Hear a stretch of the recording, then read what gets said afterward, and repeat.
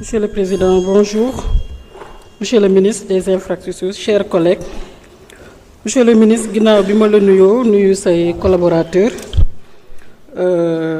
di ci mën a ràññee nag monsieur Kounta, coordonnateur PUDC.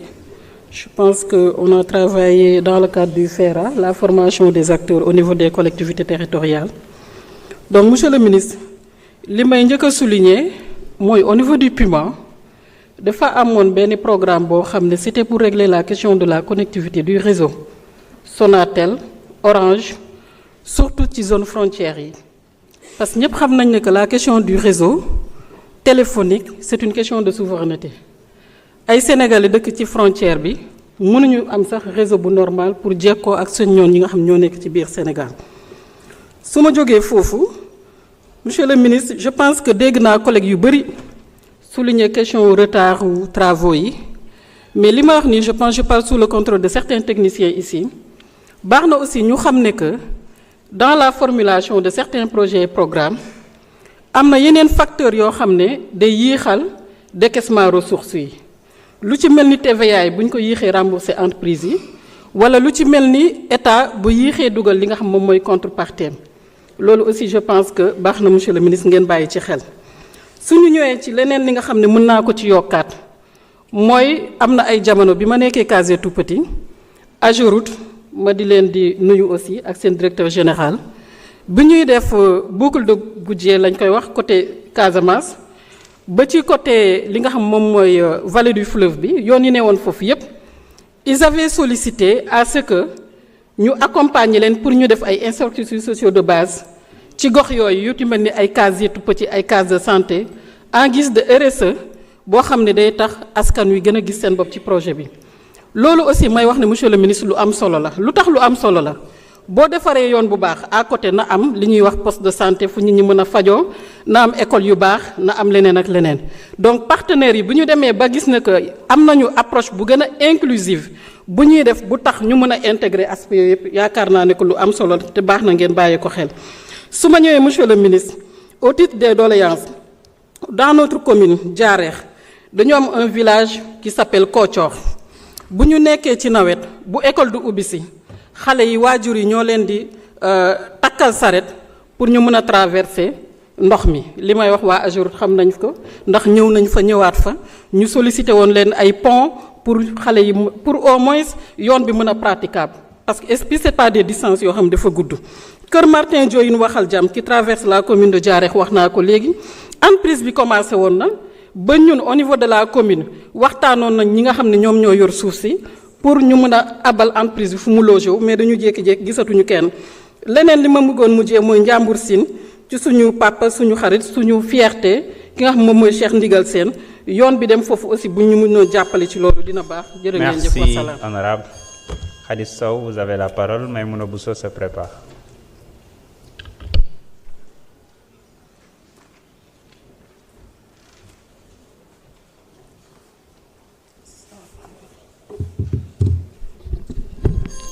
auzu billaahi mina seytaani rajiim Sëriñ Mountakha Mbacké yàlla na fi yàgg te wér. Monsieur le président ñoo ngi lay nuyu monsieur le ministre ñoo ngi lay nuyu monsieur le ministre dëkk bii di commune bu Sam Yabal bàyyi nañ la xel torop ci sa biir service. Monsieur le ministre dëkk bii di Sam Yabal tali mosu faa am mën naa ne état mosu faa def dara tali bii di Sam Yabal amut hôpital bu baax amut forage bu baax. Tali nag moom waxaale wu ma ko dëkk yi nga xam ne moom laay bëgg a wër lim tam bokk ci Sam Yabal muy Daaru Belel Touba Belel bu Sëriñ Abdou Lahad Mbacké Daaru Waxaab bu Soxna May Mbacké bu Sëriñ Touba ak Mbajaaneen Lugare Mbéngeen foofu yépp tali amu fa. Monsieur le ministre Sam Yabal ñu ngi lay bàyyi xel am nañ ci yow yaakaar poste de santé ba fa nekk. Mboolem dëkk yi ma tudd yëpp fa la ñuy fajoo ñoo ngi lay ñaan nga dolli leen ci beneen poste de santé. Monsieur le ministre ñoo ngi lay ñaan département bii nga xam ne commune bii nga xam ne mooy Sam Yabal bàyyi nañ la xel trop te am ci yow yaakaar ñoo ngi lay ñaan sa budget bii nga beral leen ci loxo. Monsieur le ministre ginnaaw bu ma génnee foofu ma dem ci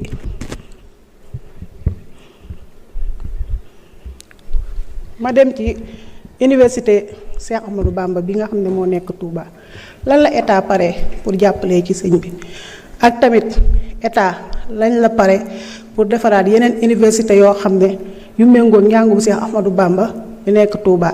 monsieur le ministre Touba nag moom inondation ba fa nekk yàq nag tali yépp loolu moom dañ lay éviter nga ñëw xool ko ndax mënuñoo lim lépp. monsieur le ministre ñoo ngi lay wax ne Daaru Rahman digganteem ak Touba mi ngi nekk 7 kilomètres tali boobu tamit ñu ngi la koy ñaan. monsieur le ministre Kéré Mbay bi nga xam ne suñu xale yi fa la ñuy jànge tali boobu tamit ñu ngi lay ñaan nga defal ko. monsieur le ministre Sam Yabal nag dima koy jàllale di ko jàllalewaat ndax dañoo am yaakaar lool ci état bu bees bi kon Sam Yabal ñu ngi lay bàyyi xel bu baax a baax jërëjëf. Merci honorable ñu ngi jox kàddu gi Maymouna Bousso. Jacqueline Sagna mën nga waajal.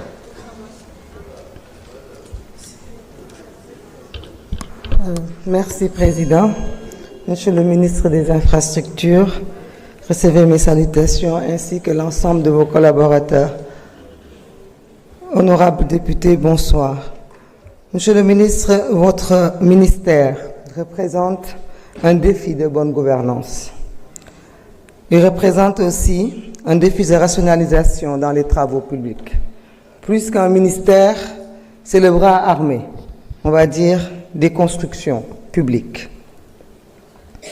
Monsieur le ministre, je crois que pour ceux qui vous connaissent, on aurait pu faire l'économie de beaucoup de doléances aujourd'hui. Pour vous avoir côtoyé, je sais que nous avons sillonné le Sénégal et vous avez été à l'écoute des populations à côté du Premier ministre. Vous savez la plupart de ces doléances. Aucune route, aucun contrée remplie de poussière ne vous est inconnue. Je n'ai aucun doute quant à les compétences qui vous animent et qui vous accompagneront pour la réussite de ce défi. La situation du pays est très difficile. Malgré tout, le ministre des Finances vous accompagne, il se tient à côté de vous pour la réalisation de plusieurs projets de construction dans l'éducation, dans la santé, dans l'enseignement supérieur, dans beaucoup de domaines que le temps, malheureusement, ne me permet pas de citer ici. Vous aurez, dans votre ministère et dans le budget que vous nous avez présenté, beaucoup de projets de construction. Nos prières vous accompagnent. J'ai juste une seule question, c'est le souci de l'environnement, l'écologie. J'aimerais savoir si la plupart de ces chantiers ont des études d'impact écologique. Parce que je sais que des chantiers vous en ferez. Parce que des plaintes, vous en avez entendu. Des problématiques, vous en avez vu. Et vous savez de quoi le pays a besoin pour se développer. Monsieur le ministre, aujourd'hui nous sommes devant un ministère qui, pour la plupart d'entre nous, je peux considérer qu'il est nouveau, puisqu'il catalyse la plupart des projets de construction de plusieurs ministères. Mais je suis sûr que le seul état d'esprit de ce regroupement n'est autre que le souci de contrôler efficacement, avec la rigueur qui est la vôtre, avec la vision qui est celui du Premier ministre, de contrôler efficacement chacun des deniers jusqu'au plus petit des francs, et que ce contrôle puisse être suivi, puisse être sans interruption et puisse être centralisé. Je vous félicite pour votre nomination et je vous accompagne de mes prières pour la réussite de votre ministère. Merci. Merci, honorable.